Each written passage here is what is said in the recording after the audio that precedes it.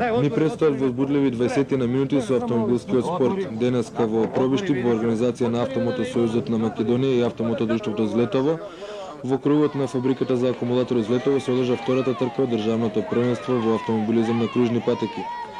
На тесната патека стартуваа вкупно 29 надпреварувачи во 5 класи, не се возеше само втората класа, бидејќи надпреварувачите се пријавија во третата, а надпреварачите во шестата класа поради незадоволен минимум од 4 возила сепак возеа, но стартува заедно со возачите од петата класа.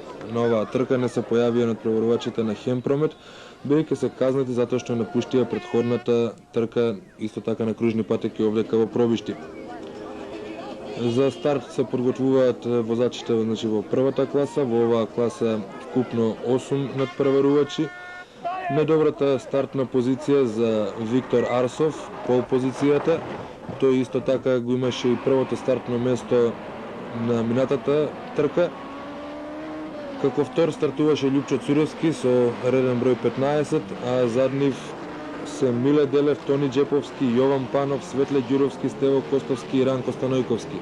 Актуелниот шампион на ридски патеки Ранко Станојковски стартуваше од последната позиција, меѓутоа не за долго, од круг во круг ги претекнуваше своите конкуренти. Тоа го гледаме токму и во моментот кога го претекнува Тони Джеповски со реден број 17 за да освои петата позиција. Инаку уште во петтиот круг, во шестиот се извинувам, стигна до третото место, а веќе во 10-тиот круг ја презеде и втората позиција од Љупчо Цуревски. На оваа позиција остана до крајот на трката, неговиот мотор сепак не реагираше најдобро, не можеше да се впушти во трка по првокласираниот Виктор Арсов, а инаку мора да се спомене, Виктор Арсов очигледно му лежи теренот во Пробиштип, значи покрај пол позицијата на минатата трка овде во Пробиштип имаше и најдобро време на ридската трка пред 14 дена на падините крај Пробиштип. Инаку не беше Станојковски единствен со проблеми на оваа трка.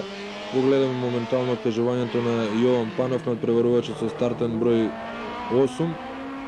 Исто така и Миле Делев мораше да ја напушти третата стартна позиција.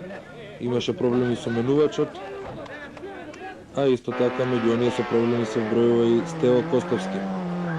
Значи, Виктор Арсов победник во првата класа, зад него Ранко Станојковски, сепак тој е јунак на денот од 8 на втора позиција.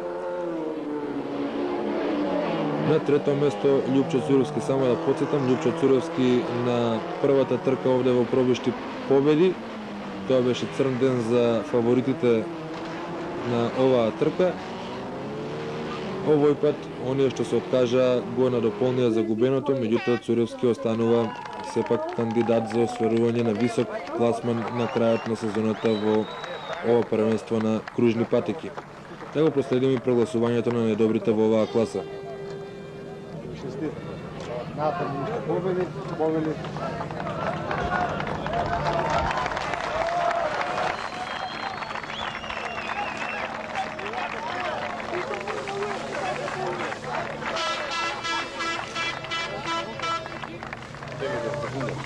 Првите две места за возачите на првата трка не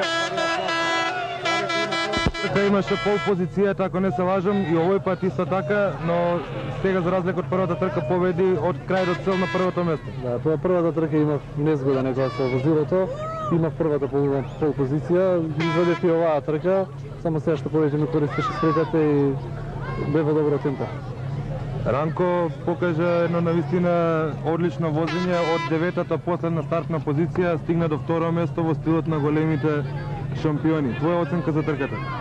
Трката беше добра, што да кажам, одушевен сум од последна стартна позиција на второ.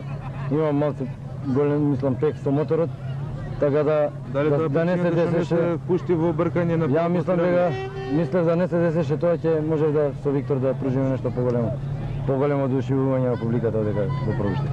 Трет на денешна трка Љупчо Цуревски, инаку победник на првата трка. Љупчо инаку сериозен кандидат за освојување на титула оваа година сега во овој случај. Што да кажем, трето место не е така лошо, има пех, закачив Ивичњак, бандажот ги искривив, така со големи тешкоти го одржав третото место.